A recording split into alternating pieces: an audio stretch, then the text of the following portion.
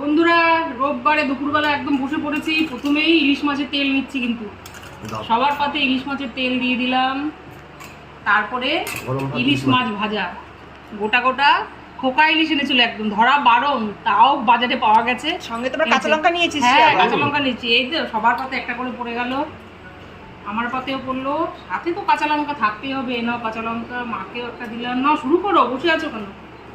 এদিকে দিদি পাতেও কিন্তু ইলিশের তেল পড়ে গেল, সাথে একটা ইলিশ মাছ ভাজা।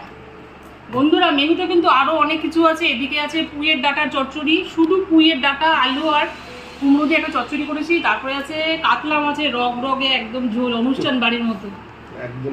আর এইদিকে আছে মাছের তেল, যেটা আলু বেগুন দিয়ে করেছি। কালকে একটুখানি চিংড়ির মালাইকারিও কিন্তু আছে। আজ কিন্তু জমজমাটি আয়োজন নিয়ে বন্ধুরা খেতে বসে পড়েছি।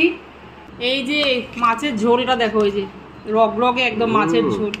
কি রে দিদি, বস, তুইও বস। এই যে লঙ্কা দিয়ে আমাকে একটা কাঁচা লঙ্কা দিতে হবে? হ্যাঁ, লঙ্কা ছাড়া চলবে না। মাছ ভাজা মানে তো লঙ্কা। এই যে নিয়ে নাও লঙ্কা।